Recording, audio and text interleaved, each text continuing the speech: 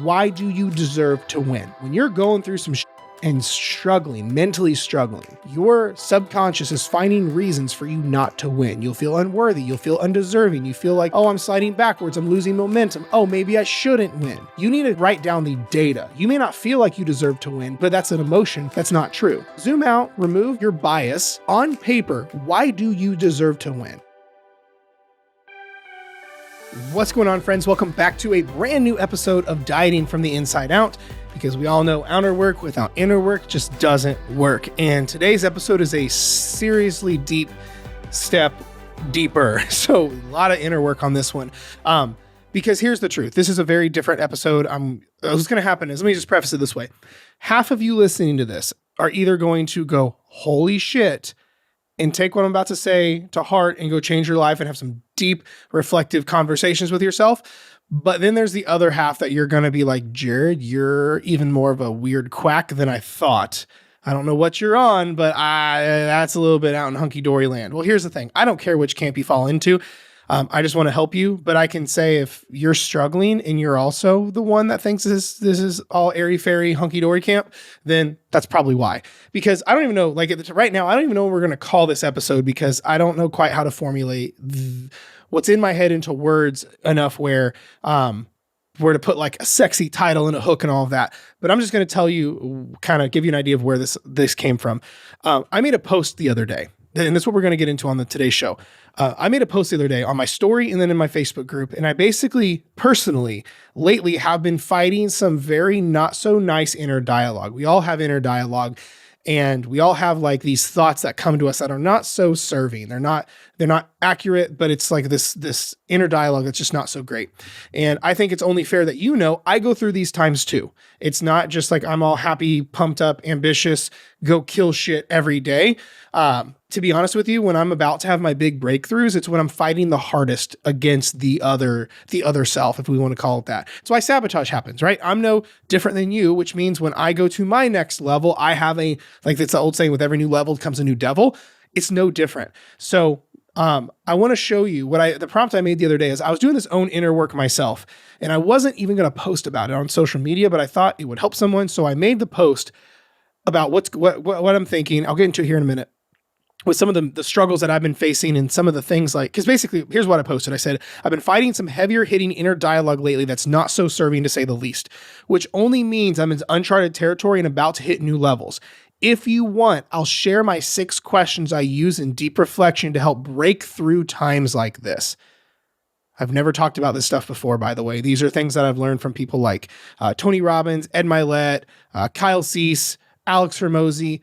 It's just stuff that I've picked up from all these big guys that I look up to, and came out with this list of 6 reflective questions that really helps get my head out of my own ass, so to say the least, and to really get deeper with stuff and to get a lot of clarity during really not so great times, or during times where my own brain and headspace is I feel like it's fighting myself, right? We all have that inner dialogue of like, oh, you're not good enough. What are you doing?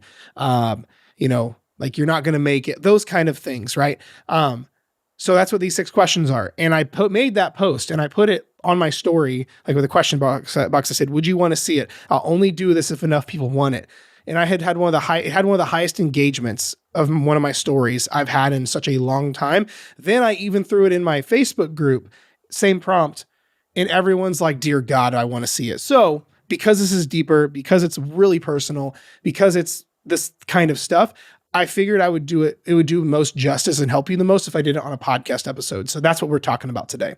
Long-winded kind of intro, but I just think it's important that you understand. So before we get into all 6 of those questions and why it matters so much, big thank you to the sponsors of the show. Sponsor number 1 is Flex Pro Meals, because it's one of those things where they keep me fed. I always say the easiest way to my heart is feed me and tell me I'm pretty, but I'm just kidding. But anyway, Flex Pro, the biggest thing with Flex Pro, why I love them so much, is on top of their food tasting amazing, it's dialed into like numbers where I know where the calories are, protein, the macros, all that stuff.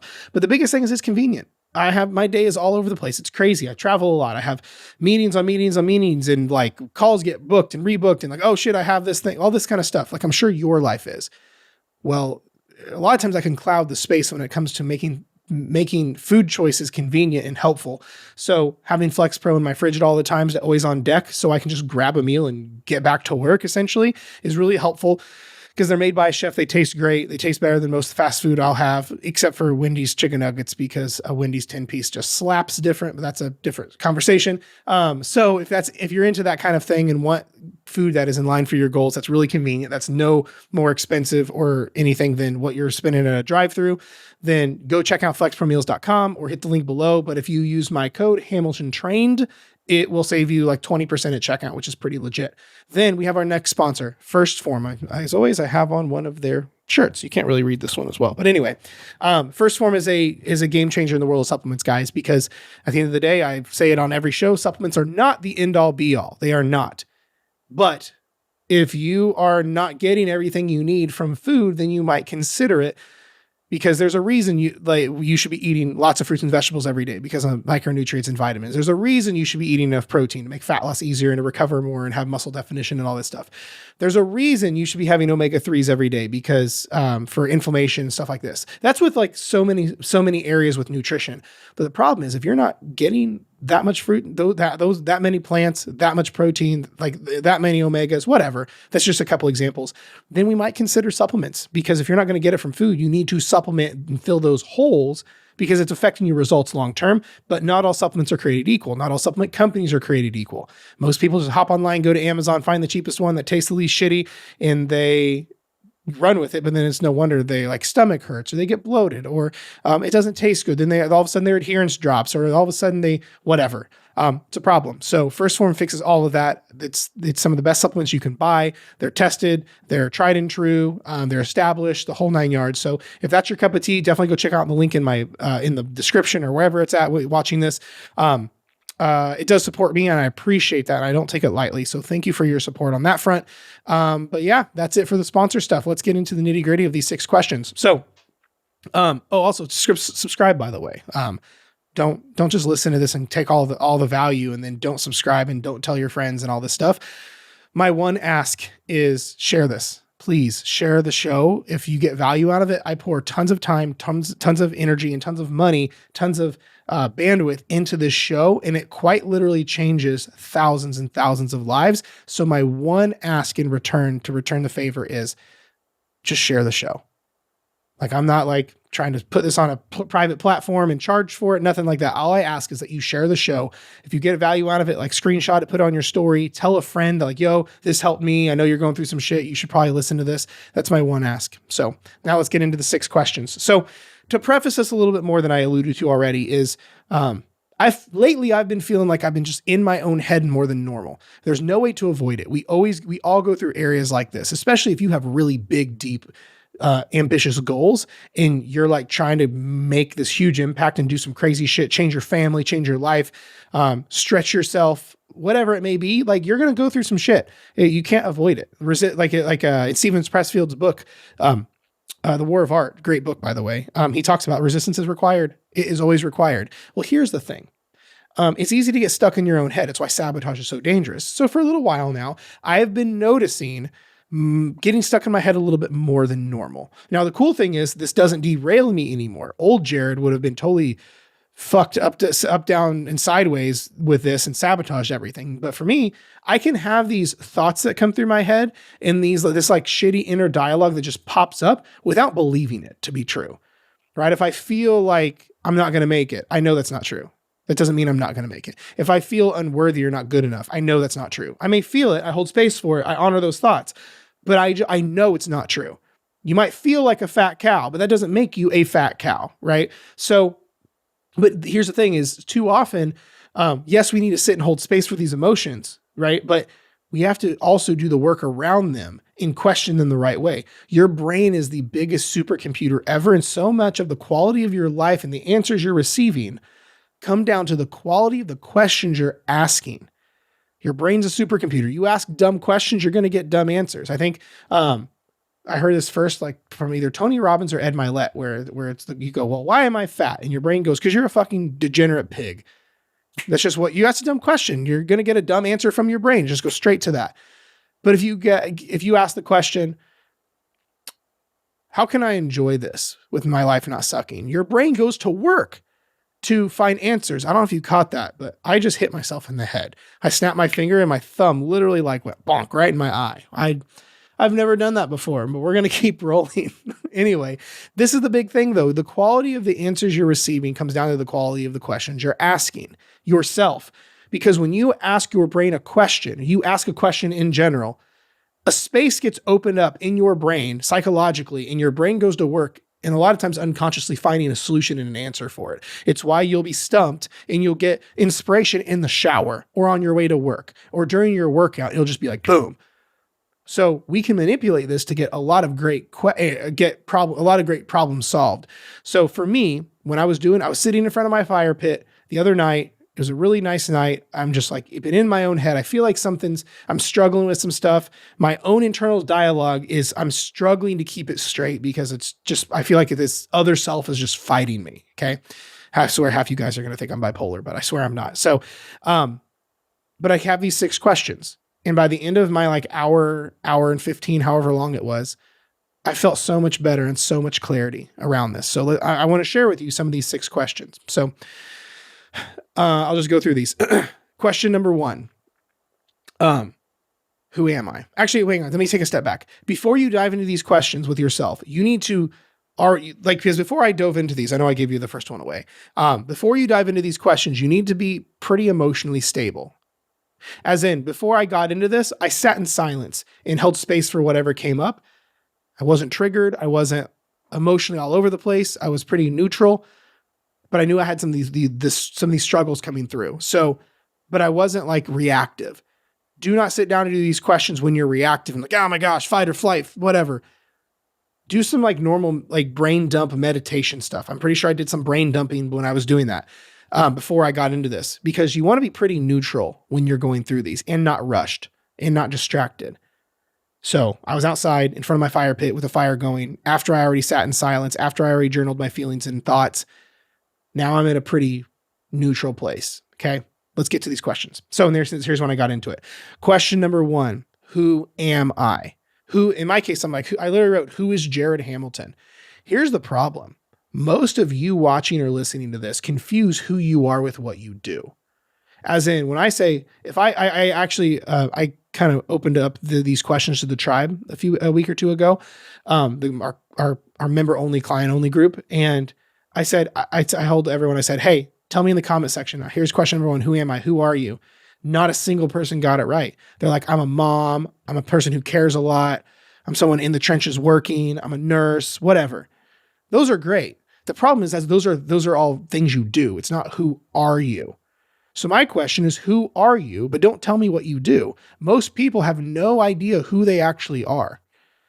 Yeah. Otherwise, that's when like, well, I'm a mom. No, that's a hat you play. That's a hat you wear. That's something you do. You mom. You don't mom me. You mom your kids, but your mom is your identity. So that's something you do. What else? And most people don't even know who they are. And then it's no wonder if you don't know who you are, how can someone fulfill or you even reach the things that you want? Who you are is the foundation of everything. So if you don't have that foundation, then we got a problem. So question number 1 is who am I? Who are you? Okay. Only you can decide that. Only you can answer that. But half of your problems are you're getting confused. You are what you do, right? It's like when I mentioned it in the client only group. Some people were like, I'm a person in the trenches. I'm struggling. I'm a person doing the work. Well, cool. Well, now your identity is around an action. So when you stop doing that action, you're going to sabotage. Big issue. Okay. Moving on. Question number 2. Why do I deserve to win?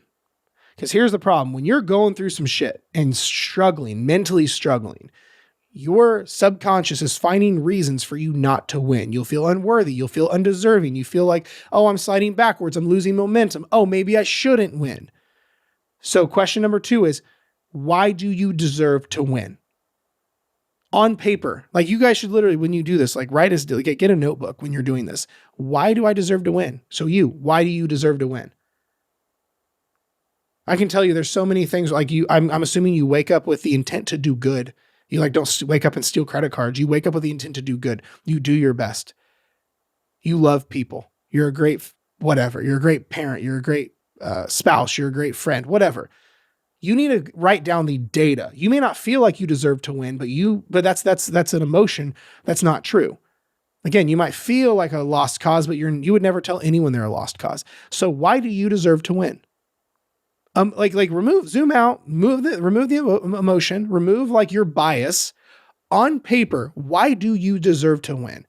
That's one of the best things you can do right now. I know the reason you're doing this list is because some shit's going on. Zoom out, remove your bias, and answer all these questions. So why do I deserve to win? Answer that one. Next, number 3. This is where it starts to get deeper. The more we go through these, the deeper it gets. Number 3 is, what beliefs would serve me right now?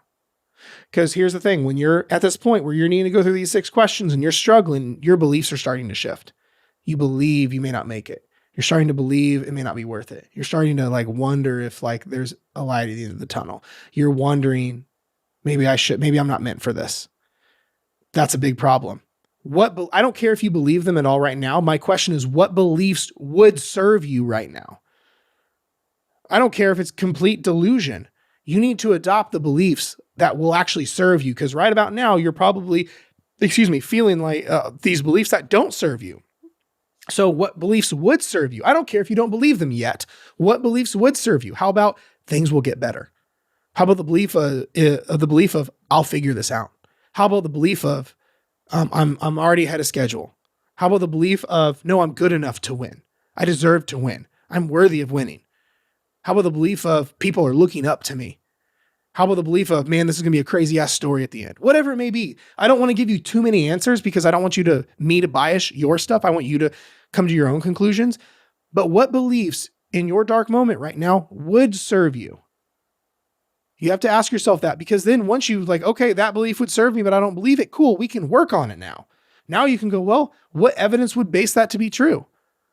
Right. And then we can attack this a million different ways. But if you don't even know what beliefs would serve you right now, fuck, no wonder you're struggling. Your old self, your lizard brain, is going to go find all the things that don't serve you and tie beliefs and attachment and evidence to those. So then my question is, what beliefs would serve you right now? Okay. Question 1, 2, 3, 4.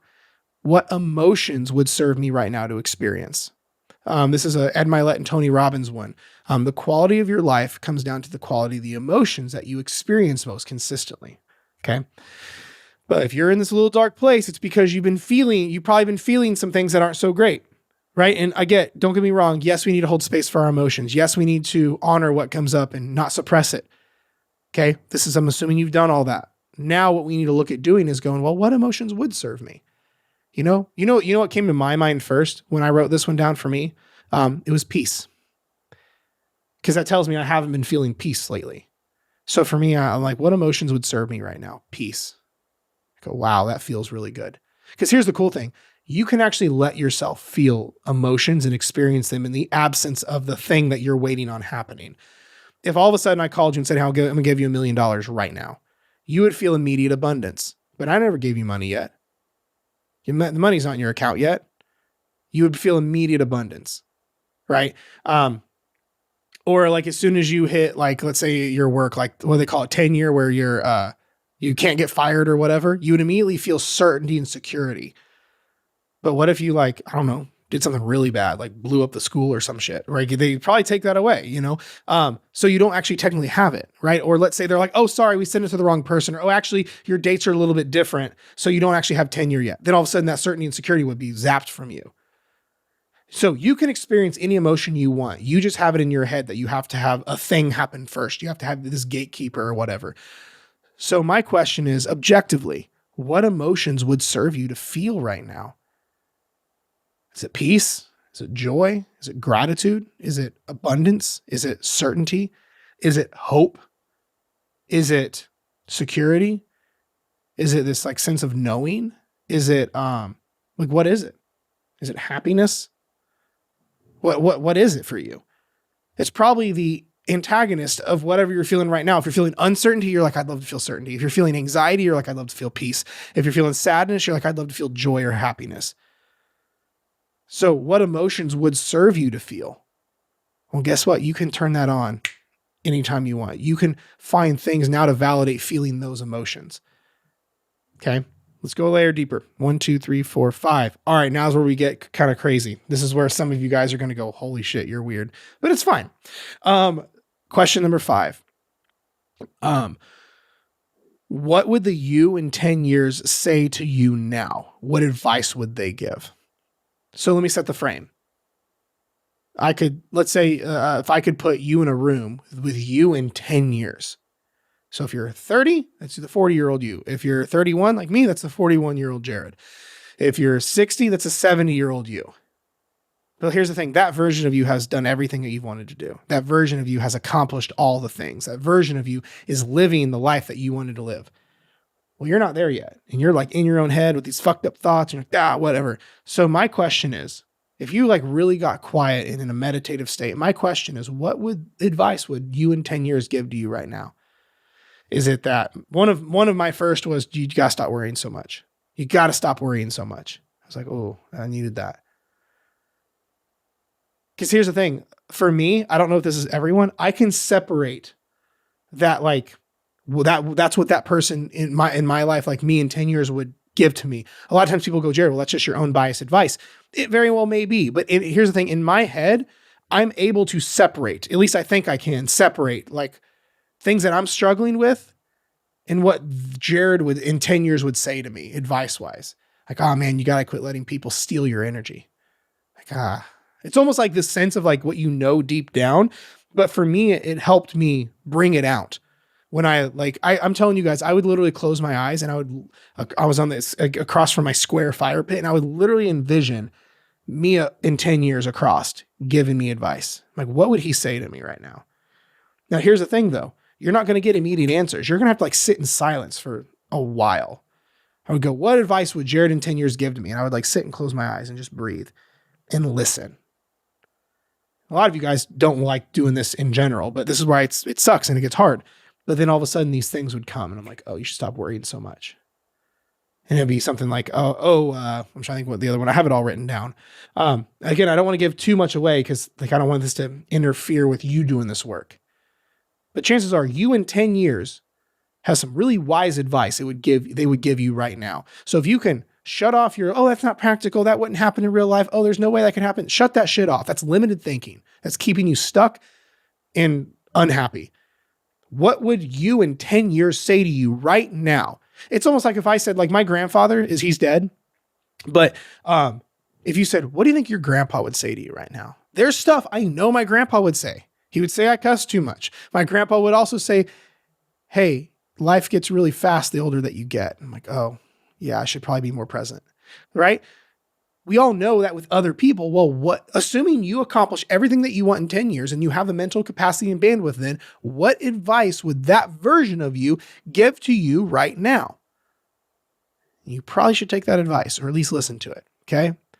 Now that's the question number 5. Question number 6 is my favorite question. And it's the one I got the most amount of clarity on. It's the one I got the most amount of the emotion that I wanted, the beliefs that I was really needing help with. So now I'm 31 right now at the time of filming this and writing that. Okay. The question I said is, what would 80-year-old Jared say to Jared now? What advice would he give? So for you, I would say, what would the 80 or 90-year-old version of you getting close to their deathbed say to you right now, struggling? Here's the thing.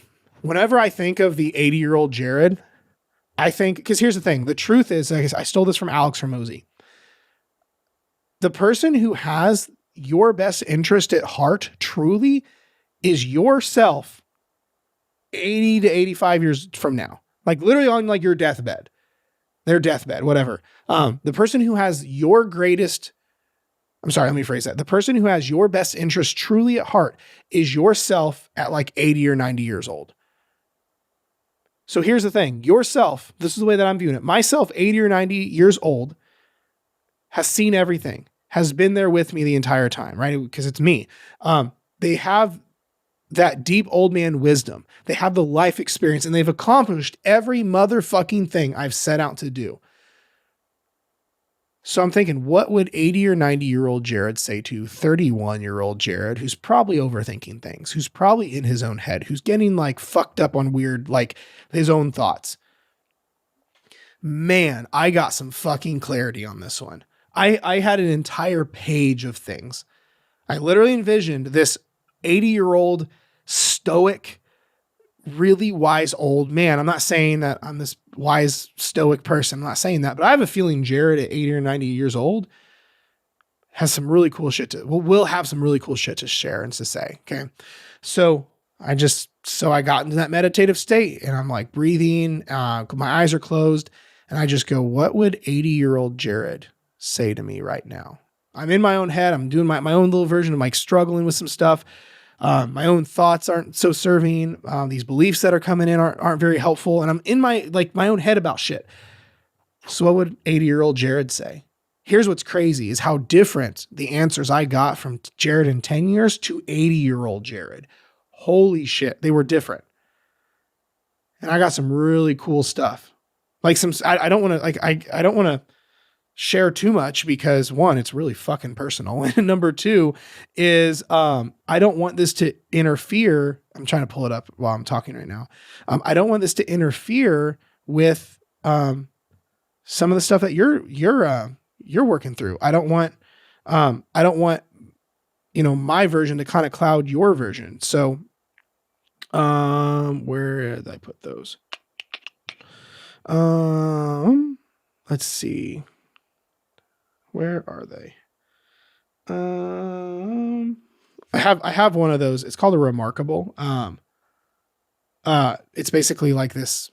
Think of it's basically like a digital notebook. That's pretty cool.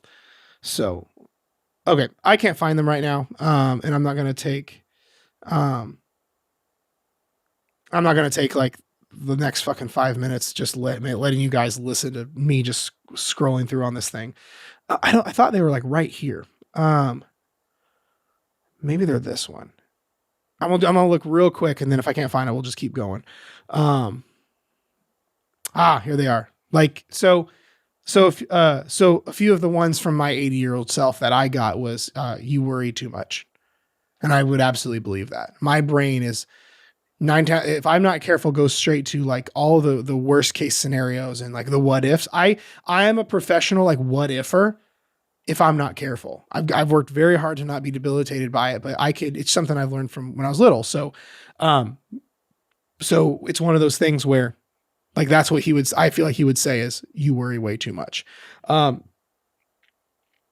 This was a big one. You need to trust me and detach from outcomes.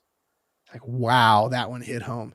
Like when he says, like when I was thinking trust, because it's this weird, like think of it in the weird universe. I'm sitting across the table from my 80-year-old self, like time machine vibes. And he's like, you need to trust me and just quit relying on outcomes. I'm like, oh, wow, that's a good point. Because here's my thing, guys. I'm not going to go into any more of that right now. I don't want to cloud your stuff. I just kind of give you like a context a little bit.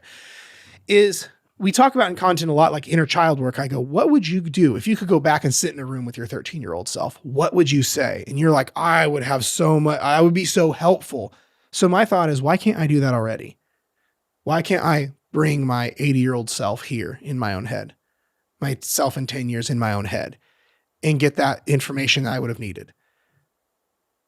Here's the thing. We got a lot of like psychologists and therapists that listen to the show. So y'all may think I'm crazy. If you do, if I'm onto something or if I'm totally off the rocker, message me. But I just can tell you that this has helped me a lot, and the people I've shared this with has helped them a lot. And I don't claim to know everything, and this is just a little bit different. So that's why I wanted to come on here and talk about it and share a little bit more context around some of the stuff.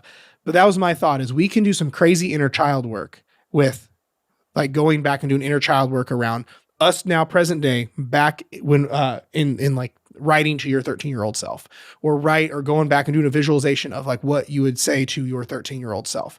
Well, my thing is, why can't I do that now with the issues I have now? Why can't I go in my head, metaphorically bring the wise, accomplished Jared in 80 years to me now and have a conversation and go and at least get perspective?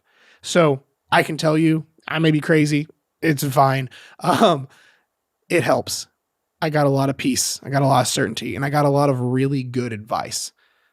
some really good advice that I'm like, huh, I'd never thought of that until right now. Or you know what? I had this feeling in the deep down that like that was an issue. I should stop worrying so much, or I should let go of outcomes and just trust that I'm a powerful motherfucker that can accomplish some really cool stuff and just believe that it's all going to work out, whatever it may be. Right. So for me, this has been really helpful. So I don't know if it'll be helpful for you, but I just thought this would be a really good time to come and share to however many hundreds of thousands of you that will listen to this over the course of time. So, but that's it. Those are the 6 questions. A little recap. Who am I? That's number 1. Number 2 is why do I deserve to win? Number 3 is what beliefs would serve me right now. Number 4 is what emotions would serve me right now. Number 5 is what would Jared in 10 years say to the Jared now? What advice would he give? And then question 10 is what would the 80-year-old Jared say to Jared right now? What advice would he give? So you can ask yourself those same questions. So, like I said, I know it's weird. I know it's deep, but you know what? So is fucking life. But, I have a feeling this is going to help a few people. Some of you guys may just think this is just like wholly weird and wholly out in the middle of nowhere, but that's fine. That's fine. But I just thought a lot of you guys wanted to hear what these were. And whenever I talk about this kind of stuff, this deeper, weird stuff, a lot of you guys give me some really good feedback and that it seems to be really helpful. So, hopefully this was one of those times too. So, I appreciate you being here. Thank you so much for tuning in to another episode of Dieting from the Inside Out. A few things before you go. Number 1 is if you aren't quite sure where to get started with all this, like just fitness, nutrition, and sustainable weight loss, and you aren't quite sure like where to go, just go through my free course. Just start there. It's in the link below. It's an email course. It's 5 days. It's completely for free. It'll change your life and make weight loss so much easier for you. Next, if you are not part of my Facebook group where you don't have a home base, you feel alone, you feel lost, you're like, your husband doesn't get it, your kids think you're crazy, your doesn't care, your friends get jealous and insecure when you start losing weight and you're just like, I'm alone, come join my Facebook group. We have a lot of really amazing people in there and it'll be really helpful. A lot of the issues that we struggle with will go away by the wayside as soon as you get dropped into the right group of people. And I wanted to have a place like that that's completely free where you can go to get loved on, to get the support and to get help and to get around that group of people. So you should go join my Facebook community. It's called Fat Loss Simplified. I'll leave a link below too. What else? If you are really struggling with this and you're tired of trying to do this on your own, and you just hate the back and forth and how expensive the mental bandwidth is of trying to figure this out on your own. Cause I don't know, but you may be very well been trying to battle this for the longest time on your own. And you're just sick of doing this. Cause if you got, 5, 10, 20, 30 years under your belt of struggle and failure, it's no wonder from a psychological standpoint, you drift that way every time you do better. So this is why we have to undo all of that. So if you're in those shoes and would like some one-on-one help, we do have coaching slots open.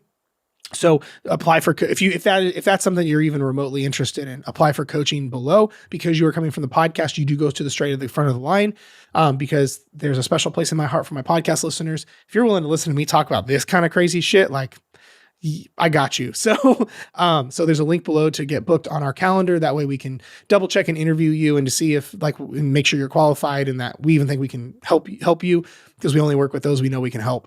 And then assuming that you pass all those, you check all those boxes, then we can go over options from there. But otherwise that is it. Thank you so much for tuning in. Be sure and leave a review and be sure to subscribe to the show. I love you. I appreciate the fuck out of you. We'll talk to you next time.